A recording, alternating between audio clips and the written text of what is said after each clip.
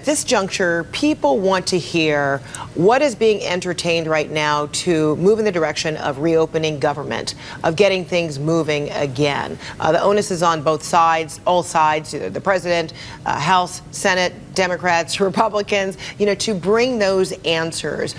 Were we hearing the criticism today from McConnell and Schumer, and the interpretation is we are at a stalemate? There really isn't going to be any groundwork today toward getting the government up and running again?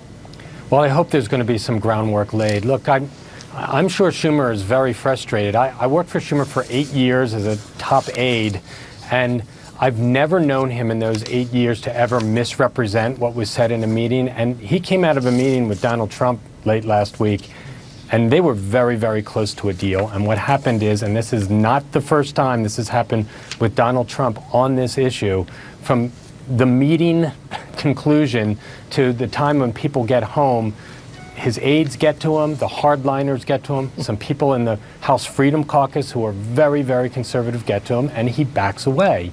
So the frustration is, and this is what Schumer said yesterday, it's like negotiating with Jell-O.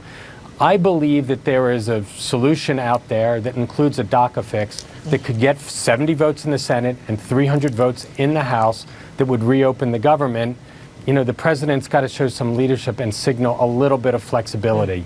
They were very, very close to a deal. They should move to the deal that they almost had. Well, you heard from Schumer, who said, when you've got the majority in both houses in the White House, it means compromise, means they have to give up something in order to get, the other side, the minority, party on board. But at this juncture, Jim, does it appear as though the Democrats need to go ahead and, let DACA, let immigration go, let wall talk go, get the government up and running?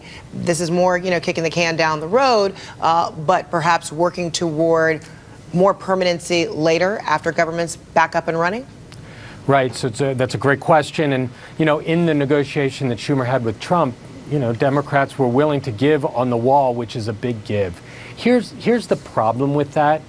If you could absolutely believe that you could fund the government and then they would really get to this immigration issue and it would be solved before March because there is a ticking time bomb that the president set when he rescinded the DACA order in September, this ticking time bomb that ends in March.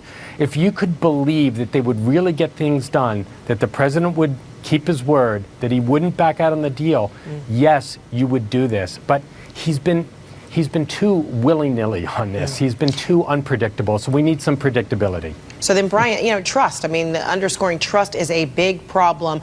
The president doesn't seem to, I guess, live up to his promises as it pertains to particularly this issue. And if you don't have that, then how are you going to be able to be that great negotiator, get anything done if nobody believes your word? Yeah, Fred, I appreciate Jim's effort to try to deflect attention from Senator Schumer and to place it on the president. But again, the senator that Jim worked for is the reason that the government is shut down right now. And we're talking about two separate issues. We're talking about DACA, which doesn't need to be resolved until February. But we're not talking about blame right now because we already heard all of that about blame. But now let's talk about spending bill. But why can't we talk about solutions or what they are entertaining? Well, people are talking about solutions. People are actively talking about solutions in good faith. And the difference between this shutdown and other shutdowns is that Republicans and Democrats, on the face of it, all agree that we should find a solution to DACA. What's the problem right now is that Schumer has decided to combine the two efforts to demonstrate that he can shut the government down over immigration. But it's really kind of a pointless exercise, and to me really kind of puzzling as to why he's doing it, because it just reinforces the view among a lot of people out in the country that Democrats don't really care about average voters and are sort of out of touch. So, Brian, how involved should the president be today in this process? I mean, what do you believe the president could actively be doing to get people back to work? Again, I think that the president is clearly very engaged here, but the real key figure is Senator Schumer. He's the one who has to deliver the votes. Democrats are actively filibustering a spending bill that Republicans have passed. All they need to do is provide the votes. The government will reopen, and there will be a solution on DACA because there are good faith negotiations going on among Republicans and Democrats as we speak. So Jim, you want to make any predictions on how long this government shutdown could be going on? Is it a matter of hours more or days more? I think it's days more. Leader McConnell last week said something that was very interesting. He said, if we knew what the president wants, we would put it on the floor. They don't know what the president wants. I think Leader McConnell's an honorable person. He wants to get a deal done. But the reason why President Trump is sequestered in the White House and is not doing anything is because his staff does not trust him to negotiate. They don't trust him to talk to Schumer. They don't, he nearly cut a deal. The hardliners pulled back. Trump is the problem here. It's not McConnell. It's not Schumer. It's Trump. And Brian, you heard Schumer. He called the president, and it was as if he knew the president was watching. He was speaking directly to the president from the floor, and he said he's a dysfunctional president. And he said this is the Trump shutdown. Yeah, I don't know why we're talking about President Trump right now.